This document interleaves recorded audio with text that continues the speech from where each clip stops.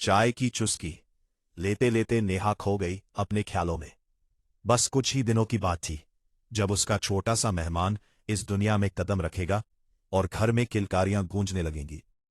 नेहा की आंखों में सपने थे, होंठों पर मुस्कान। चाय खत्म होते ही वो किचन की ओर बढ़ी, तभी डोरबेल की आवाज गूंज उठी। दरवाजा खोला तो सामने अजय खड़ा था, उसका पति। नेहा ने हैरानी से पूछा, आज इतनी जल्दी? ऑफिस से। अरे, तबीयत कुछ ठीक नहीं लग रही थी, मन नहीं किया काम पर जाने का, अजय ने लापरवाही से कहा और अंदर चला गया। नेहा उसके पास खड़ी हो गई, उम्मीद भरी नजरों से उसे देखती हुई। शायद वह परेशान हो, गले लगाए, उसका हालचाल पूछे। लेकिन अजय बिना कुछ कहे सुने सीधा बाथरूम की ओर बढ़ गया। नेहा बुझ सी रह गई। वह रसोई की ओर चल पड़ी। नाजुक दौर में भी मालकिन और सहेलियां उसे पूरा सहयोग देती। जी मचलता या तबीयत बिगड़ती तो वह छुट्टी ले लेती। अजय एक प्राइवेट कंपनी में सीनियर मैनेजर था, स्वभाव से रूखा, अधीनस्थों पर सख्त। उसके विभाग में एक पोस्ट खाली थी, ग्राहक सेवा के लिए। योग्यता के साथ साथ मिलनसार और आकर्षक व्यक्तित्व वाली लड़की चाहिए थी। एक दिन रिया आई, तीखे नैन नक्श, मधुर आवाज, आकर्षक व्यक्तित्व। अजय प्रभावित हुआ। उसके अनुभव और सुंदरता देखकर उसे सिलेक्ट कर लिया। अजय को ही उसका ट्रेनिंग देना था। रिया उन लड़कियों में से थी जिन्हें योग्यता से ज्यादा अपनी खूबसूरती पर भरोसा होता है। छोटे शहर से आई थी, कामयाबी की मंजिल छूना चाहती थी। जल्द ही उसने समझ लिया कि अजय उस पर फिदा है। उसने इसका भरपूर फायदा उठाया। अजय रिया पर मेहरबान हो गया। रिया बहाने बनाकर काम टाल देती, अजय दूसरे लोगों से करवाता। रिया बेवजह छुट्टियां लेती, मौज मस्ती में निकल पड़ती। उसे बस सैलरी और सुविधाएं चाहिए थी। सहकर्मी अजय के दबदबे से चुप रहते। रिया की अदाओं ने अजय के दिल दिमाग पर कब्जा कर लिया। नजदीकियां बढ़ी, दोनों घूमने निकलते। अजय उसे महंगे गिफ्ट्स देता, 5 सितारा होटलों में डिनर पर ले जाता। अजय का मकसद रिया को पूरी तरह हासिल करना था। रिया भी समझती थी कि अजय क्यों उसके इर्द गिर्द मंडरा रहा है। पहले अजय ऑफिस से जल्दी घर आता, दोनों साथ खाना खाते। अब देर रात तक नेहा उसका इंतजार करती, फिर अकेली खाकर सो जाती। अजय के रंग ढंग बदल गए थे, ऑफिस में सज धज कर जाता। नेहा इन सब से अनजान अपने बच्चे की कल्पना में खोई रहती। उसकी दुनिया सिमटकर छोटी हो गई थी। एक दिन कपड़े धोने के लिए निकालते वक्त नेहा को अजय की शर्ट की जेब में 2 मूवी टिकट मिले। हैरानी हुई, अजय फिल्मों का शौकीन नहीं था। अच्छी फिल्म लगती तो नेहा ही जबरदस्ती ले जाती। उसने पूछा। अजय सकपकाया, फिर संभल कर बोला, ऑफिस के एक सहकर्मी ने दिया था, साथ चला गया। बात आई गई हो गई। कुछ दिन बाद अजय के बटुए में नेहा को ज्वेलरी शॉप की रिसीप्ट मिली। एक गोल्ड रिंग थी। नेहा ने घर लौटते ही सवालों की बौछार कर दी।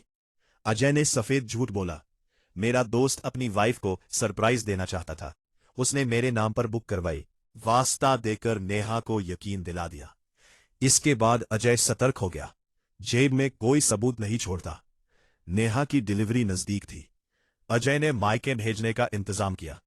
नेहा मां के घर चली गई। कुछ दिन बाद उसने एक प्यारे बेटे आरव को जन्म दिया। खुशी का ठिकाना नहीं। दिन रात आरव के साथ बीतने लगे। 4 दिन अजय रहा, फिर ऑफिस का जरूरी काम कहकर लौट आया। नेहा के न रहने पर वो आजाद था। अब रिया के साथ उसकी प्रेम लीला जोरों पर। ऑफिस में लोग दबी छिपी बातें करने लगे, मगर अजय को परवाह नहीं। कुछ महीने बाद नेहा ने फोन किया, घर आना चाहती है। अजय ने टाल दिया, कुछ दिन और आराम कर लो। नेहा को शक हुआ, अजय लेने नहीं आया तो वो खुद आने का फैसला कर लिया। बच्चे को गोद में लिए, बैग कंधे पर, दरवाजे की घंटी बजाई। देर तक बजाने पर भी दरवाजा नहीं खुला। ताला नहीं लगा था, मतलब अजय घर में ही है। फिर दरवाजा खुला। एक अनजान लड़की रिया ने देखा और तेजी से अंदर चली गई। अजय ने नेहा को देखा तो सिट्टी पिट्टी गुम, पसीना छूटा। नेहा का माथा ठनका, गुस्से से बोली, कौन है ये, यहां क्या कर रही है? अजय ने झूठ बोला, ऑफिस की लड़की है, इस शहर में नई है, रहने की जगह नहीं मिल रही, इंसानियत में मदद कर रहा हूं, आज ही आई है, बताने ही वाला था। फोन पर क्यों नहीं बताया? पूछना जरूरी नहीं समझा? तुम आकर चौंका दिया। देखो कितनी याद आ रही थी तुम्हारी और आरव की, कहकर अजय ने आरव को गोद में लिया। रिया मासूम चेहरा बनाकर आई। माफ कर दीजिए, मेरी वजह से तकलीफ हो रही है, मैं आज ही होटल चली जाऊंगी। नेहा बोली, वुमन हॉस्टल पता नहीं किया? जी, लेकिन गारंटी चाहिए किसी जान पहचान वाले की, यहां कोई नहीं जानती। नेहा का दिल पिघला। गेस्ट रूम खाली था, उसने कुछ दिन रहने की इजाजत दे दी। अजय खुश हो गया। एक छत के नीचे पत्नी और प्रेमिका, वह खुद को सबसे खुशनसीब समझने लगा। नेहा के आने से दोनों सावधान हो गए। अलग अलग समय पर निकलते, ऑफिस में प्रोफेशनल, नेहा के सामने सिर्फ सहकर्मी जैसा व्यवहार। धीरे धीरे रिया ने नेहा से तुलना शुरू की। वह समझ गई पत्नी का दर्जा कितना मजबूत होता है। ऑफिस में लोग उसे हवस से देखते, समाज में नेहा का स्थान था, रिया सिर्फ खिलौना। रिया को फ्यूचर की चिंता हुई। अजय के पास पैसा, पद सब था। उसने दबाव डाला, गहना को तलाक दो, मुझसे शादी करो। अजय टालता रहा। दोनों का सुख मिल रहा था। एक रात नेहा की नींद टूटी। अजय बिस्तर पर नहीं। आवाजें आई रिया के कमरे से। दरवाजा थोड़ा खुला था। दोनों लेटे मूवी देख रहे थे। नेहा का दिल टूट गया। आंसू बहते रहे। वह वापस लौटी। नफरत का ज्वार उमड़ा। सुबह नेहा ने रिया का रास्ता रोका। अब तुम यहां नहीं रह सकती, आज ही सामान उठाकर चली जाओ।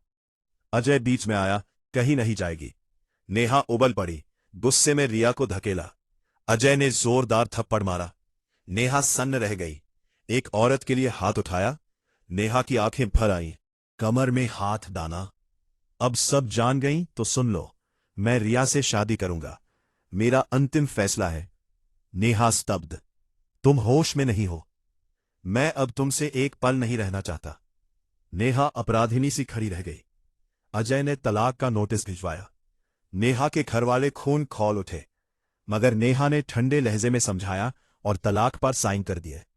वक्त गुजरा। नेहा ने नौकरी फिर शुरू की। आरव को मां के पास छोड़कर उसी शहर लौटी। पार्लर में हुनर दिखाया, फिर नौकरी छोड़ खुद का सैलून खोलने का फैसला किया। तलाक में मिले पैसे और जमा पूंजी से जगह तलाशी। प्रॉपर्टी डीलर रोहन से मुलाकात हुई। रोहन ने अच्छी जगह दिलवाई, कमीशन भी कम लिया।